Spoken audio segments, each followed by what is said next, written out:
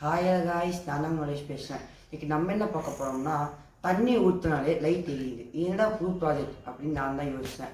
நான் மார்க்கெட் நானும் என் தம்பி போகும்போது இந்த லைட்டு நாங்கள் பார்த்தோம். இதை வாங்கிட்டு வந்தாச்சு. இப்போ வந்து எப்படி டெஸ்ட்டாக பார்க்கலாம் வாங்க. இதுதான் அந்த விளக்கு. ஒரு மேஜிக் விளக்கு மாதிரி நல்லா இருக்குது. நான் 2 விளக்கு வாங்கியிருந்தேன். ஒன்று தண்ணி ஊற்றணும், ஒன்று தண்ணி ஊற்றிருக்கு. தண்ணி ஊற்றணும் லைட் நல்லாவே எரியுது.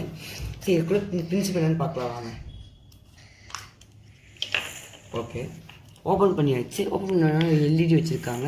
அப்புறம் 3 செல் வச்சுருக்காங்க. 3 செல் என்ன பண்ணுங்க, இதோட பாசிட்டிவாக டேரக்டாக லைட்டு கொடுத்தாச்சு.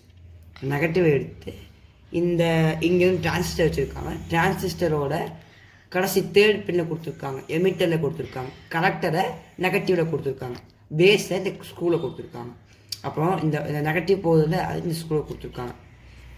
இந்த ஸ்க்ரூ தான் வந்து அதோட நெகட்டிவ் போகுது. இதை வந்து இந்த பேஸுக்கான நெகட்டிவ். இப்போ தண்ணி ஊற்றும்போது என்ன ஆகுதுன்னா, இதுக்கு நெகட்டிவ் பவர்ஸ் தண்ணி கூட மிக்ஸ் ஆகுது. மிக்ஸ் ஆகிட்டு இந்த கம்பி மேலே படுது. இந்த நெகட்டிவ் படும்போது ரெண்டுமே கனெக்ட் ஆகிடுச்சு.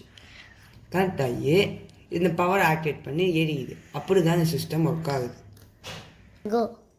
இப்படிலாம் சிஸ்டம் ஒர்க் ஆகுது. ஆனால் இந்த சிஸ்டம் ரொம்ப சின்னது தான். ஆனால் அவங்க யோசிச்சு எங்கே இம்ப்ளிமெண்ட் பண்ணியிருக்காங்கல்ல, அவங்களுக்கு ரொம்ப பெரிய இதுதான். தேங்க்யூ.